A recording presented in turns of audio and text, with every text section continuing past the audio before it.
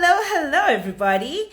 I am Vumile Msweli, and I've taken over Samke Mhlongo's Instagram. So welcome. I know she does her classes every single Wednesday, and it's all about finances. So for my sins, for those of you who don't know, my background is also like Sam, similar to being an accountant. And I also am a financial planner, but that's not what I do on a day-to-day. What I do on a day-to-day is I'm a career coach. That's what I do. So for those of you who don't know who I am, my name is Vumile Msweli, and this is the takeover of Samke Mhlongo's Instagram. So my name is Vumi, and I'm a career coach. If you've never heard of what a career coach is, I, in essence, connect you from where you are to where it is that you're wanting to be in your career. And one of the biggest pillars why most people come to me is, Vumi, I do not get paid enough. I'm frustrated, like it's month end and it's the first week of the month. So what we're going to be talking about is a little bit about what do your career goals look like and how do those impact your finances? What do your career goals look like and how do those impact your finances? So if it's your first time seeing me and I've never met some of you guys, please in the chat, let me know where you're from, what brings you here today. Hello, lady. Hello.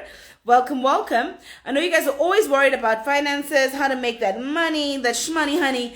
And that's what this conversation is about. It's about how do we leverage your career goals to make sure you're getting paid what you should be getting paid, right? How many of us, can I get an amen? How many of us are out here saying, come Sunday, when I hear that carte blanche music, I want to die a million deaths because I feel like I give this company my blood, my sweat, my tears. But that month end isn't reflecting that. There's a disconnect between the energy and effort you're putting into work versus how much you're securing in the bag. And I've got a little bit of a secret to tell you. Do you know that there are people in your organization right now who work less than you but earn more? Let that simmer. There are people in your organization right now who work less than you but earn more. So there's something they know that you don't know. So I'm interested to know. Let me know in the chat. Where are you phoning from? Hello, Tanzania. Asante, Jambo. Welcome. Thank you for joining. Where are you joining from? Let me know. And let me know if it's you who I'm talking to, where it's a case of, Vumi, my career is not reflecting the kind of money I need to be making. And I'm going to tell you the very first mistake you're making. The first mistake a lot of people make is they focus on their career and they think that that is their route to wealth. No, it's not. I'm going to shift something for you. The route to wealth, specifically if you're looking to be a millionaire, and specifically if you're like me and you prefer to be a millionaire in dollars. I live in South Africa and Nigeria, so I prefer dollars.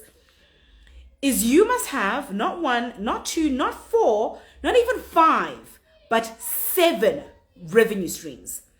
A minimum of 7 revenue streams is required for you to become a millionaire on average. And we're talking US dollars here. Which means if you're looking at your career as your only source of income, you have a 1/7 chance of getting to millionaire status. 1/7 chance of getting to millionaire status. So how then do you start re-looking at your career to say, how do I generate more revenue streams, right? So we live in the art, in the world where it's all about the gig economy, it's all about the shared economy, and it's the time of the side hustle. What does your side hustle look like to get you to the point where you are starting to generate the revenue you need to be generating? So let's talk back to some basics. It's the beginning of the year. We are talking career goals. In looking at your finances, goal number 1 is how do you get 7 revenue streams? I remember when I discovered this fact, I was sitting in a business school here in South Africa. I literally wrote down 7 ways I was going to make money. I was going to start a business. I was going to become a speaker. I was going to, sit on boards. I was going to write a book. Different ways that I could generate that revenue. And guess what? I've implemented some of those things. Of course, I'm a speaker. I've done TED Talks. Yes, I sit on boards and that generates some revenue for me. Yes, I've got other businesses that generate revenue for me. And that was outside my executive role in a telecommunications company. Yes, I've gone and written my journal. shameless plug, which the Career Accelerator Journal, which in essence has also generated revenue for me. So I sat down and I formulated a plan about 7 years ago that I've now executed and that generates revenue. That's the first thing I want you to think about. What are the 7 revenue streams you're going to create for your career that is going to get you to that millionaire status? And when we're talking about your career, I want you to think holistically. Often when I say I'm a career coach, people assume, oh, you just do work, right? You help me with my CV. No, a career is something you build over a lifetime. That is what you spend your hours doing. It's the energy you let out into the universe that gets returned to you, often in the form of money and impact. What is your career? I'm seeing a lot of people. Hi, Spume. I'm seeing Millie from the UK, my former home. Hello, hello, hello. So what is your career? What right now is getting you to the point where you are going to get the kind of money you need to be making? If you haven't thought about it, step 1, write down minimum 7. So if you're saying multi-millionaire, you're going to need more than 7. You're going to need a little bit more than 7. What product? What service? Multiple streams of income, critical, basics. Okay? So you've got your 7 revenue streams. Then it also becomes a case of, in looking at your career, your strategy is now different because you know what your financial goals are. What do I mean? So when I found myself as a young exec, I was still looking at my career from the point of, I knew I was going to be an entrepreneur, which means going into my career, my strategy was different. I'm not looking for your salary month end. I'm looking for networks. I'm looking for experience. I'm looking for credibility. I'm looking to make sure that when I hand you my resignation letter, I've gotten what's required to build these other businesses that I need. So even the organizations I chose were intentional. I knew I was going to be running my own businesses, so it made it very clear that I wanted to work in institutions that would give me exposure. What do I mean? I run a Pan-African coaching firm. So that means I wanted to work for organizations that had presence in Africa. So I live in South Africa, so if you said to me, Vumi, we're going to only focus on South Sea, for example, not going to work, they're only in South Africa. But if you say, Vumi, we're MTN and we're Vodacom, all of a sudden I'm like, now you're going to give me the exposure I need for the kind of money I need to be making. So even in your career, are you with your organization because they offered you the job? Or are there a strategic component in fulfilling your financial goals? And I know this is often a tough one because a lot of people just tend to say, you know what? I am literally I'm doing this to put food on the table. And if you are approaching your career from a survivalist mentality, your money is going to be survivalist. It's not going to be strategic. So how do you go about then saying, in looking at my career goals, they form this part of my financial goals. Your career is the engine that gets you to your money destination. But if you only have one career, if you only have one job, you literally just have one wheel. Where's the steering wheel? Where's everything else that you need? Okay, so that's the first piece. The second piece is a lot of people come to me and they're frustrated about how much that they earn. They're completely frustrated. They're like, oh my goodness, I don't earn nearly enough money. And then I say, so how much should you be earning? And people don't know. No, if I earned 50,000 or I want an extra $1,000, which is very short-term thinking. What do you want the money for? Is it capital to invest in another business? Is it to strategically start making sure you've got passive income? What is your money strategy? So I know with my money strategy, one of the reasons I chose to work in financial institutions is because you get fantastic rates for property. So guess what? When I left one bank and I joined another bank, I got the same staff rate for property, which allowed me to acquire quite a few, which was another revenue stream that was part of my 7. So in looking at your career, how is your career helping you fulfill your financial goals? You need to have honest conversations with yourself when it comes to this. If you haven't thought about it, you need to be thinking about it. You need to be strategizing around what your career goals need to be to accelerate to the point where you're making the kind of money you should be making. Okay, so 7 revenue streams. The institutions you work for, how do they play a role in ensuring your financial security? Then the third thing, which a lot of people don't like to do, I like to do an annual audit, a career audit, a finance audit. In looking at your finances and your careers, is it going the way it should? Is it going the way it should for you?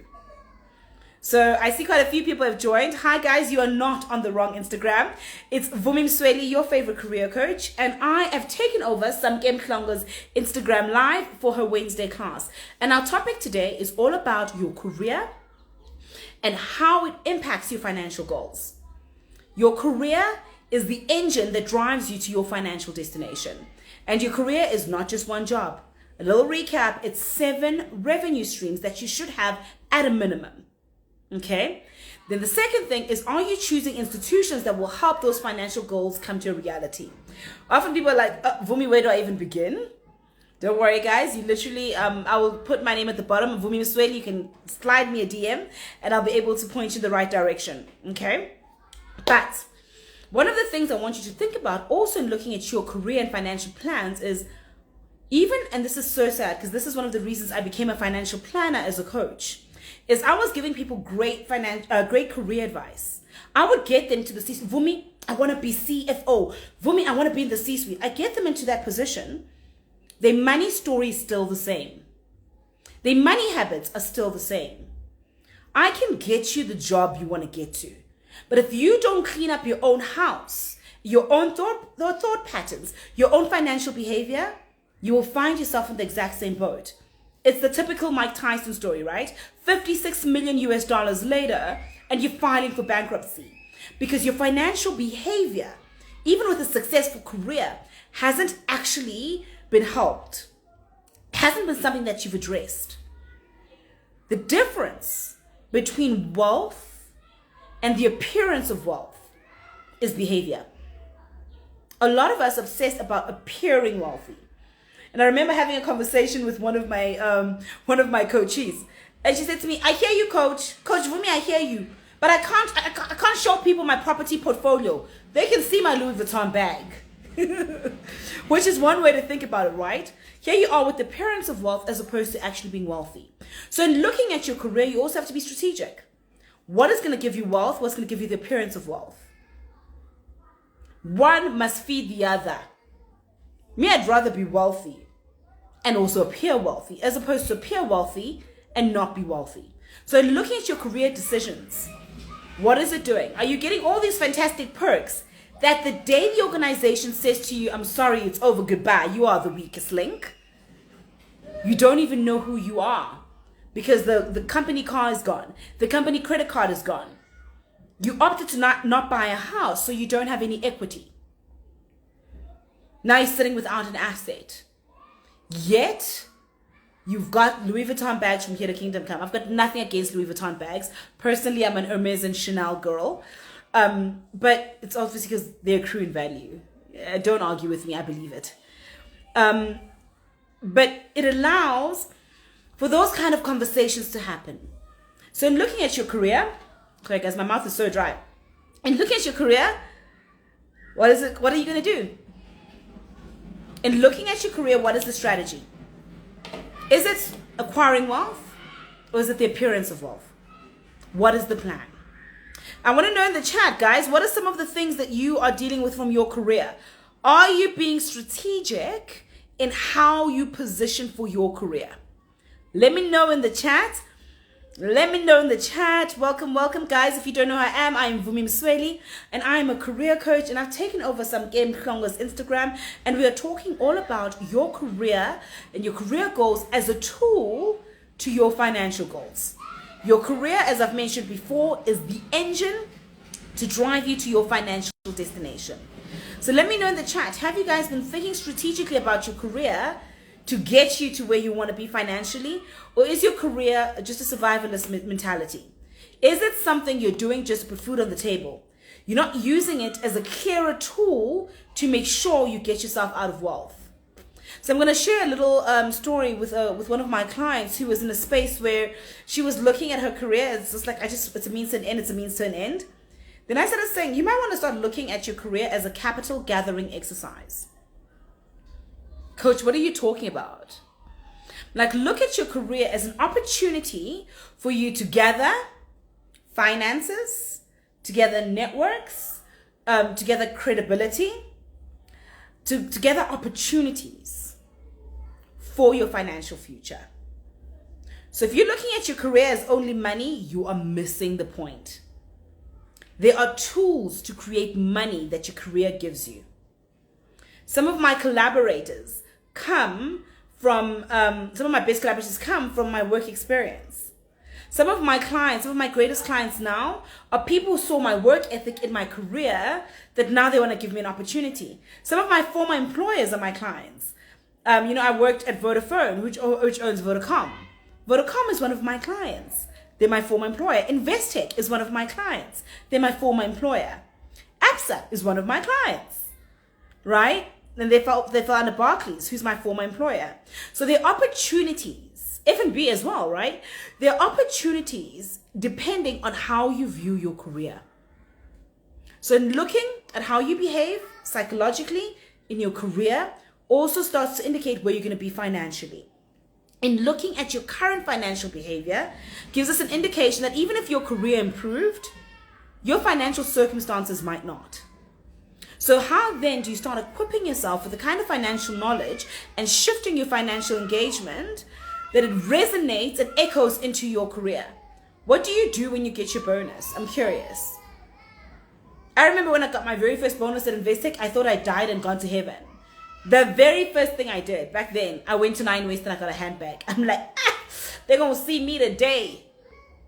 Right? That's one kind of mentality. Let me get an expensive handbag so I can feel good about how hard I work. That was the last time I ever did that. The next time I did that, I was putting together money for a bond. What do you do with the opportunities your career presents you from a financial growth perspective? Do you blow it in the space of 1 week, or do you leverage it to get even better? Some of the strategies I speak to my clients about are you investing in that MBA that's going to perhaps open up another opportunity for you to get into that C-suite? Are you investing in your career to make sure that those soft skills, that when you're speaking, people are like, actually, the person we need is Mel. Mel is the person who's going to really elevate this conversation and add value.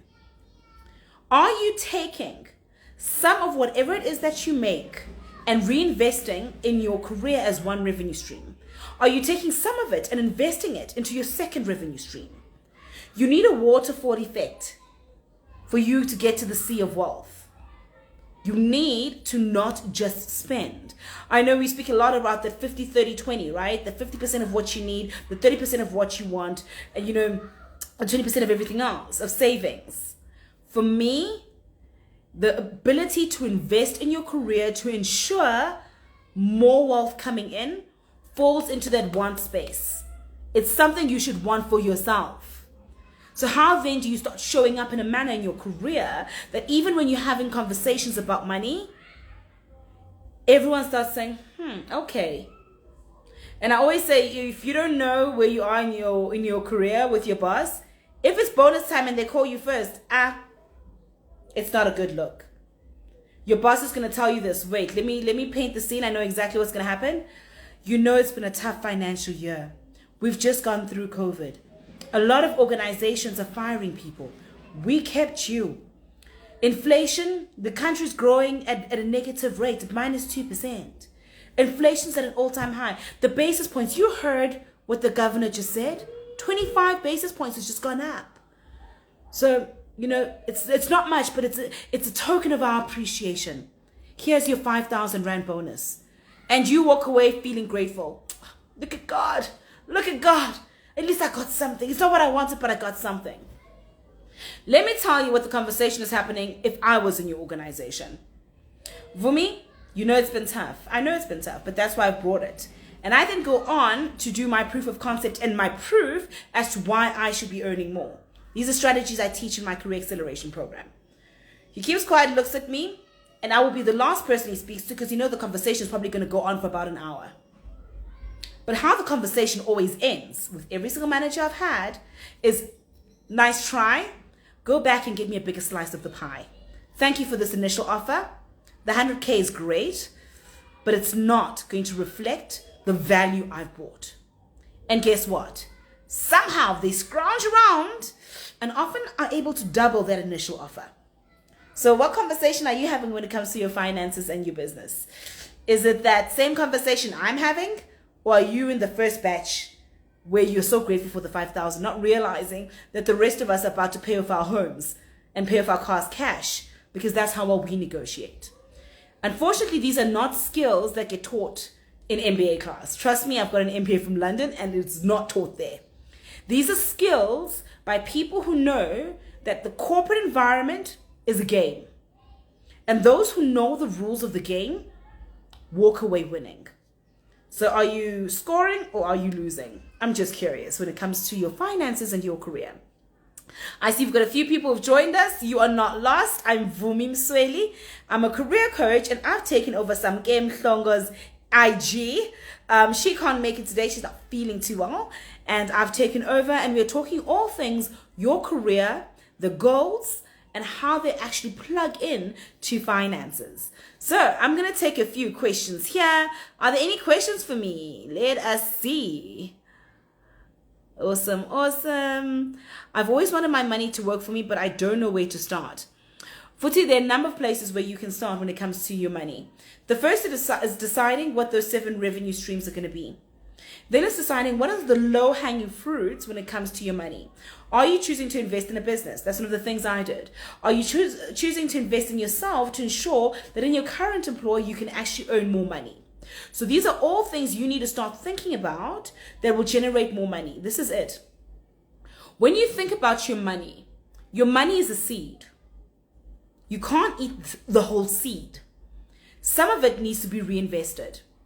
And in looking at those 7 pillars that your financial future is going to create, that wealth path, or that wealth ocean as I referred to earlier, depends on where you invest.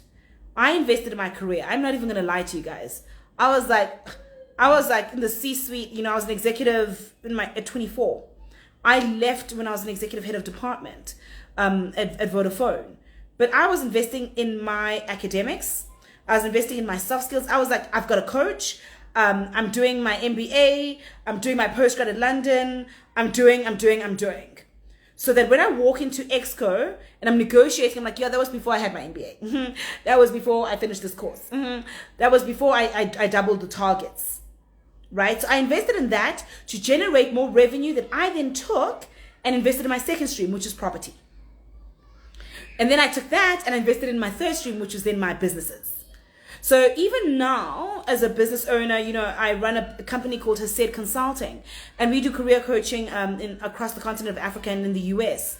Even now, I still take some of the money we generate in the business to reinvest in the business. I literally just got off the call with my monetization coaching team to say, okay, guys, this is what needs to happen. Guess what? Money's going out to invest in that business. So you can't eat the whole seed. Some of it has to be plowed back for you to eat a little bit more tomorrow. And guess what? The more you plow back in those different revenue streams, the more your career thrives, the more successful you are. Because I can tell you, and I do this, I've got the privilege of coaching a number of very high CEOs. And all of them are investing in self. All of them are investing in one thing or another that's going to generate revenue, not for today, but for the future. So that's how you know where do you start plugging in your money. What for you is the priority? Okay, so it's very, very important that you think about these things for you. Are you going to focus on career? Are you focusing on business? What are you going to focus on first that's going to generate more revenue in knocking down those 7 revenue streams? Right, I mentioned that I want to sit on board. Guess what? I had to go and do a board qualification. I can't say, no, put me on a board because I want to make money. They're going to be like, are you qualified to do that? Makes sense. So I'm seeing a question there. Hi there, Lungile. Other than education and appearance, what other self-investment tools are out there? Ooh, that's a great question. So there's a little, my house is looking a little bit dark. I think power's gone off. So let me quickly just move to the side so there's a little bit of better lighting.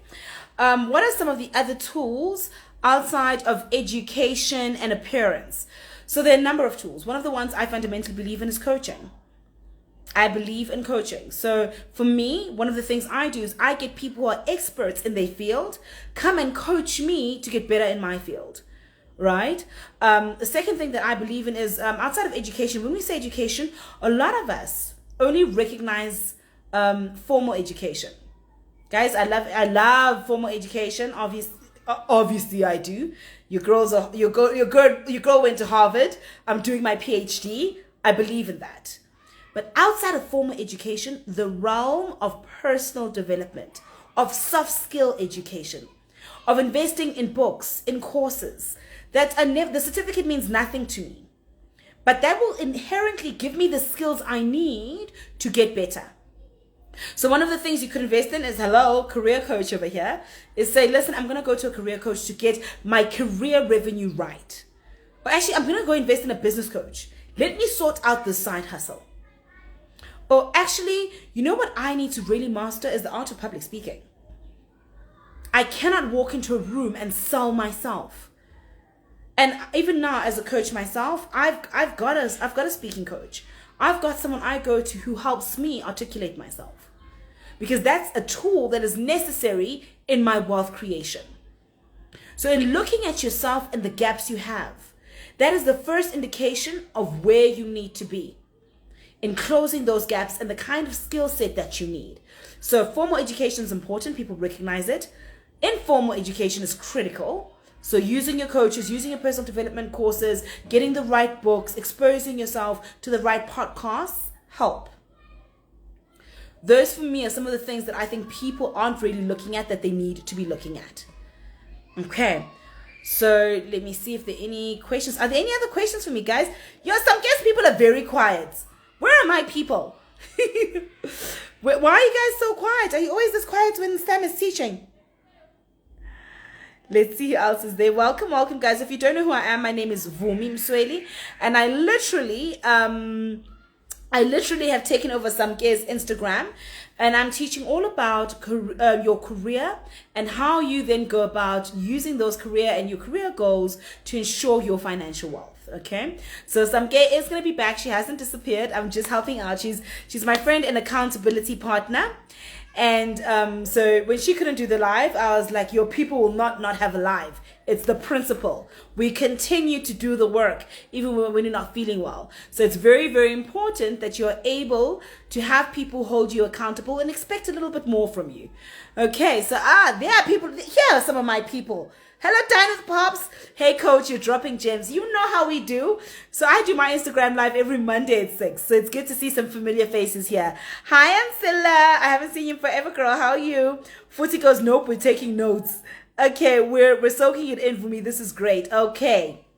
Awesome. Seeing so, Dinah Pops, this year we are investing in ourselves. That investment in self is so important. So one of the things I think I chatted about in my masterclass are the various seasons we have in our careers. The various seasons we have in our careers. So I know Sam usually teaches you guys for an hour, but I'm more of a 30-minute kind of coach. I like little sound bites and to keep it going. So this is going to be my wrapping up thoughts. So in looking at your career, it is important for you to see the season you are in. Okay? The season you are in allows you to see what to do with your seed. The season you are in allows you to know what to do with your seed. What do I mean? So, the first season is the season that I call preparation. Preparation is the ability to till the land, de-weed the land, and unlearn. Okay? It's the season of unlearning. Some of you are not earning what you could be earning because you refuse to unlearn what no longer serves you. You are doing the same thing you did when you got into corporate. That's why you find yourself where you are. Because you think you know. You're not willing to unlearn what no longer serves you. So that's the first season of preparation, where you have to unlearn. Then the second season is the season of sowing. Guys, sowing costs you something. It's an investment. It costs you something. It's the not eating of your seed. It's taking it and saying, now I'm going to sow. What does that mean? It means time, it means energy, and it means finances. I can tell you for free. I've worked in the private banking space. I spent the better half of a decade in financial services, and I worked everywhere from the United Kingdom through to South Africa. I am yet to see someone who said to me, Vumi, I'm a very wealthy multimillionaire. I sold nothing. There was no investment on my part. I am yet to see it. Even someone who won Iloto, the lottery, they took that 8 Rand 50 and they sold something. It cost them something. It cost them walking to the garage. It cost them 8 Rand 50. It cost them something. So if you're in the space where you want a shift in your finances and you want a shift in your career, you need to sow. Time, energy, finance. You need to sow. The reason your career is not where it should be is because when we start talking to you and we say, are you sure you don't want some help? And you say, no, I'm good. I don't want to pay for those. I can manage. I've never been where I needed to be without paying someone to help me get there. Be it business investments, marketing, teams, I pay people to help get me to where I need to be. And most of the time, if I've never ever been there before, it's going to cost me more than it did the first time. Sowing. So we've spoken about the season of preparation. We've spoken about the season of sowing. Then the very next season is the season of implementation, which we call growing. So you've sowed, you've put out the money, you put out the energy and the time, you're learning something. Now everything that you've learned, it's time to implement. I can tell you for free, there are many entrepreneurs, many business people, many people in corporate where their careers stop at the place of implementation. It is the place of growing. It is the stuff that's happening that no one is seeing you do. It is the studying for the MBA in the middle of the night. It is the signing up for the program to accelerate your career. It's the conversations you're having with your coach. It's the conversations you're having with your mentor that you now have to go into the workspace and implement. It is the part where you've put your investment into a particular portfolio and you've got to sit and let it grow. And not keep looking, how much is it today? Yo, the shares are down. It's allowing time for growth. It's allowing time to implement what you've sown, what cost you. And then the fourth season, which is what everyone obsesses about, is the season of harvest, of the manifestation of the unlearning, the preparation, of the sowing, of the growing. It's the manifestation. In looking at your career, you haven't sown, you haven't grown, but you want the money. Explain to me how. No, I'll give you a moment. Think about it. Just explain to me how. The laws of nature, the laws of the universe, work the same almost everywhere. When something is a universal law, it works across the board. It works in your career. It's going to work in your finances. It's going to work when we're out here trying to throw out some millies. It's going to work. You need to understand and get comfortable with the seasons. So when the question that Futi asked me around where do you start investing, the first place to see is where am I in this season? So I know what to invest, how to invest. I'm going to invest in the sowing. I'm going to sign up for a course. I'm going to sign up for that one-to-one. Actually, what I'm now going to do is I'm rather going to focus on implementation. That's what I'm going to do now. So my money is focused on implementing what I've learned. It's saying, yes, they've taught me how to do the website, but now I'm going live with the website and I'm paying. So these are the things that you need to really, really think about. So guys, I'm taking my last round of questions. I'm seeing a comment from Kuku. Seed time and harvest, a great principle, universal law. Something I fundamentally believe in my career and in my finances. Phoebe saying the seed. Sow your time, your energy, and finance. Wow. Am I not preaching? Do you people not say amen? Okay, how do I get a hold of you? Oh, okay, so I am Vumile Msweli. My handle is VUMI, M for mother I, M for mother SWELI. Vumile Msweli, and you'll see me as career coach. So you'll find me on Instagram. Okay, personal, overthinking and overplanning can become a hindrance when moving into implementation. A lot of dreams die in implementation stage. because it's what Sam was talking about earlier about the need for you to make everything perfect. But if everything is perfect, it means it has not been implemented. There are plants that grow in the desert with minimal water. Oh, you can pin down the handle. Oh, okay, let me do that. Sorry. Because you guys are asking me. So let me go add Vumile Msweli post. Oh, sorry, I didn't do that right. Sorry, delete comment. How do I do this? This is, it's so weird. It's like the same device, but because it's not your, there we go. I've pinned the comment, so you'll see it there. Because it's not mine, it doesn't feel like it's like my phone anymore because I'm on someone else's device. So you guys can join me and follow me there on Vumile Msweli. So I want to answer this question quickly. You can pin the handle. Okay, I'm so inspired. I'm so glad you're inspired. It's the principle of delayed gratification.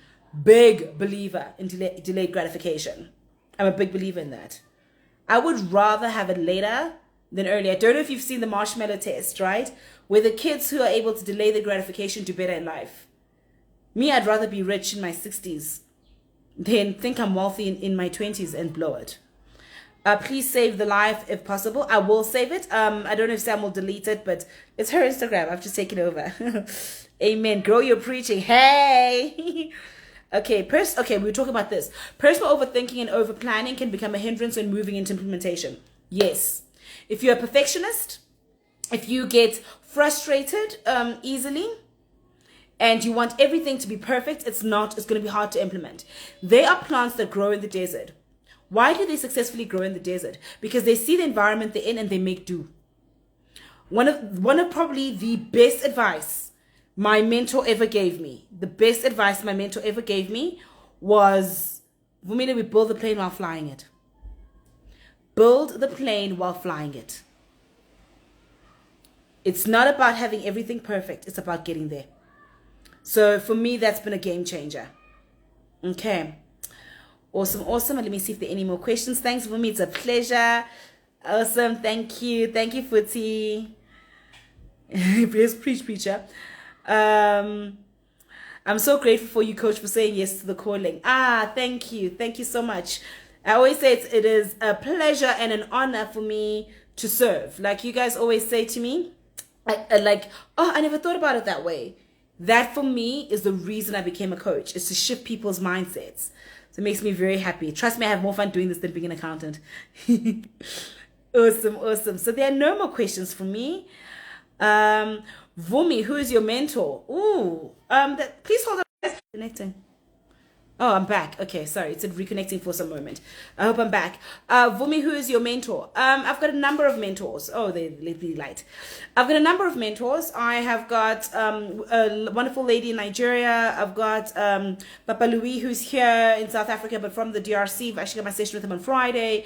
I've got, for me, my mentor's an eclectic mix. I always try to look for people from diverse backgrounds because their insights make me better.